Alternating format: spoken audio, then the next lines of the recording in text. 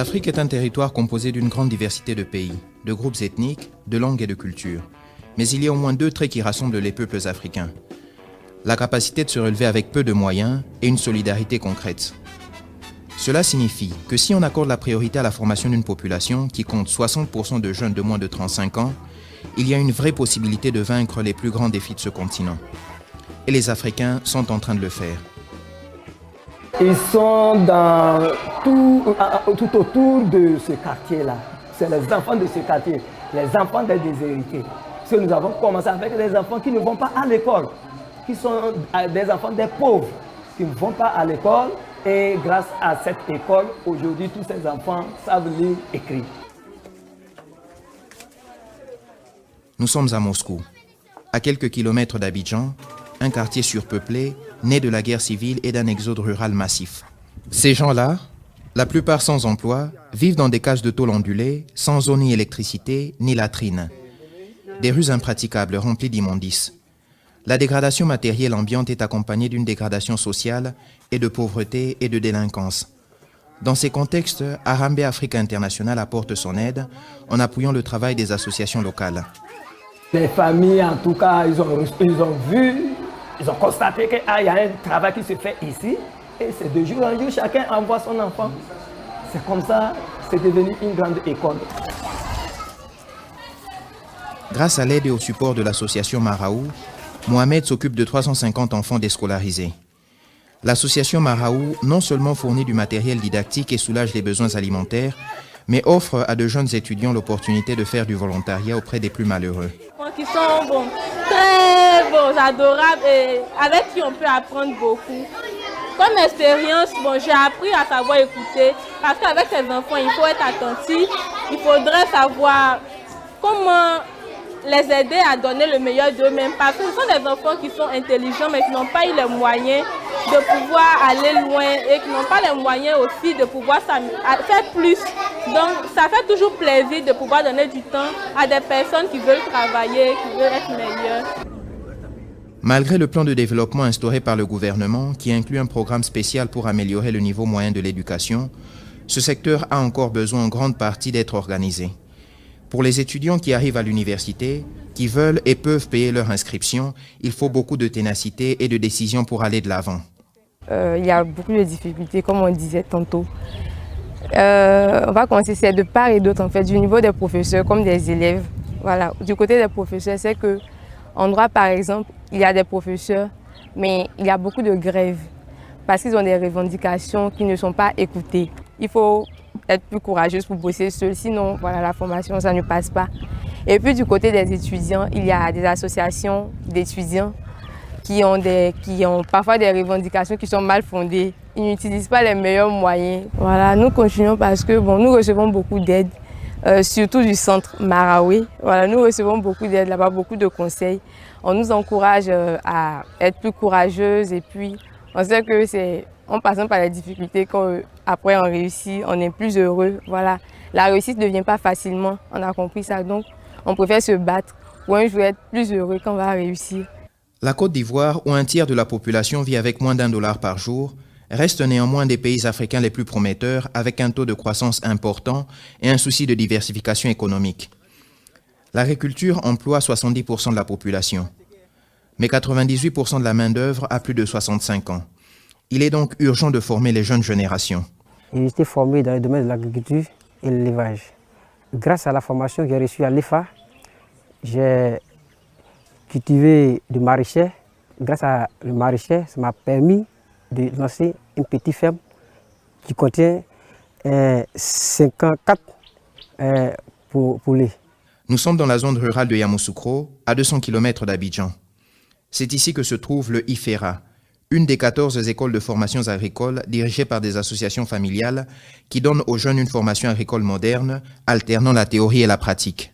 Chaque étudiant est suivi personnellement par un tuteur et les familles participent au processus d'apprentissage. L'impact est considérable au niveau de chaque personne. Je suis venu au village, ça fait au moins 3 ans, et on m'a proposé d'être à la tête du conseil d'administration de l'EFA, qui est un outil de développement très puissant et qu'on doit valoriser, redynamiser pour que chacun de nous nous qui sommes au village maintenant, nous puissions trouver notre compte. Aider les enfants et les élèves déscolarisés à être bien outillés pour se prendre en charge dans la vie. Ainsi, le défi est lancé de montrer aux plus jeunes qu'ils peuvent rester au village et travailler avec succès, ce qui limite l'exode rural dont les conséquences sont risquées. J'encadre les dames, voilà, au niveau de tout ce qui est formation technique et puis l'accompagnement aussi. Le projet a débuté depuis décembre passé. Voilà, la mise en œuvre sur le terrain, c'est depuis décembre passé. Et jusque-là, au départ, les dames, franchement, elles étaient réticentes. On a commencé tout doucement avec 10 femmes. Aujourd'hui, les dames, elles sont beaucoup mobilisées. Le modèle de formation agricole fonctionne bien dans les diverses régions du pays. À Tomboucro, par exemple, grâce au projet soutenu par le centre médical Walé, il a été possible de réunir 80 jeunes femmes qui, ensemble, affrontent les difficultés quotidiennes et améliorent la vie de leur famille. Vraiment, on a beaucoup de problèmes. Et que on n'arrive pas à se prendre en charge. On a tous les problèmes du monde. J'ai décidé à ce que nous, les femmes, on se mette en groupe pour qu'on nous aide. Et effectivement, grâce à Walé, et puis la PFACI, on a eu un projet, élevage de poulets et puis la maraîchère. Donc vraiment, on est toutes contentes. La Côte d'Ivoire est un des plus gros exportateurs de produits agricoles du monde. Mais la dénutrition continue d'affecter 75% des enfants des zones rurales, causant de graves problèmes de santé. Les problèmes majeurs sont que les enfants, beaucoup d'enfants n'ont pas d'extrait. Jugement n'ont pas d'extrait. Il y a beaucoup aussi qui ont des problèmes de fourniture. Il manque des stylos, le cahier ordinaire. Bon, il y a aussi que beaucoup ne mangent pas avant de venir à l'école. Ilomba, en tout cas pour ce qui me concerne, fait beaucoup pour nous. Le centre médical Ilomba, créé en 2000 dans la zone rurale de Bingerville, à 15 km d'Abidjan, a comme premier objectif la lutte contre la malnutrition infantile par la formation des mères. Il y a eu des changements, beaucoup. Parce que nous voyons qu'au commencement, les mamans n'avaient pas l'habitude de soigner les enfants, de se préoccuper si l'enfant a les vaccinations, si le développement de l'enfant est bien. Voilà, ça c'est un travail de fond, de savoir, de expliquer que c'est mieux prévenir que soigner. Voilà, pour le futur, c'est qu'on arrive, que les enfants ne soient pas malnutris, hein, parce que c'est une chose que... Et après, que les mamans, qui sont les prénatales, viennent à la consultation prénatale, régulièrement. Né comme une clinique médicale pour venir en aide à la population rurale, Ilombe s'est peu à peu converti en centre de formation spécialisé pour la femme. À l'heure actuelle, Ilomba a mis en place des cours d'alphabétisation pour les jeunes filles qui ont abandonné l'école et de formation professionnelle pour les femmes qui envisagent de monter un atelier de coupe et confection. Moi, j'ai fait de la tchéquie. Je vois que faire de la tchéquie, c'est difficile et puis je ne me retrouve pas. Parce que mon mari aussi fait le transport, bon, son argent c'est pas trop. Donc je voulais l'aider. C'est pour ça que j'ai fait la couture. Là, au moins s'il y a eu mon petit coin, ce qu'il a gagné, je vais l'aider avec. Ainsi donc, santé, formation professionnelle pour l'insertion dans la vie de travail.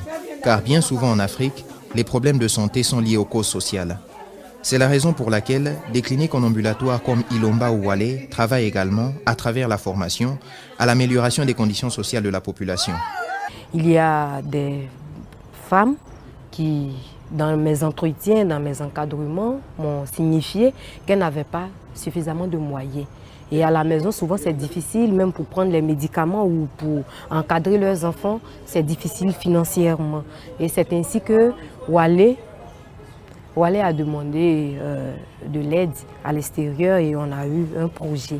Et lorsqu'on a eu cet argent, on a d'abord formé les femmes en entrepreneuriat et en gestion. À Walé, 3000 sidaïques sont traités, en particulier des femmes enceintes qui reçoivent une attention personnalisée pour qu'aucun nouveau-né ne soit contaminé. Une centaine de patients est vue quotidiennement. Malaria, dénutrition, consultation prénatale sont les principaux engagements des 2 médecins qui forment le personnel. Ils se sentent vraiment en famille et surtout ils savent qu'on va leur expliquer leur pathologie et les médicaments que nous allons leur donner, ce sont des médicaments qu'on trouve sur place dans notre centre de santé. Et là, voilà pourquoi ils viennent ici. Et aussi, c'est l'accueil, la chaleur humaine, voilà, c'est un peu ça. Une attention individuelle dans le but d'offrir à chaque personne les moyens de se responsabiliser, de prendre des décisions et de résoudre des problèmes, c'est là la clé pour ne pas engendrer de dépendance et promouvoir un développement réel. Je suis professeure de formation humaine, très contente d'être à Etimoé parce qu'Etimoé, c'est un projet qui permet d'aider les enfants de la Côte d'Ivoire à acquérir de bonnes habitudes, pouvoir aider le pays. Nous sommes un pays en voie de développement qui a besoin d'aide, mais d'aide humaine surtout, de personnes de ressources qui puissent aider le pays. Et Etimoé, c'est ce qu'on veut. On veut développer la personnalité de la personne. En même temps qu'elle se développe humainement, elle se développe intellectuellement. Et c'est ce qu'on recherche à Etimoé. Et on veut donner le meilleur de nous-mêmes pour arriver à cela. Vive la Côte d'Ivoire. Vive Harambé.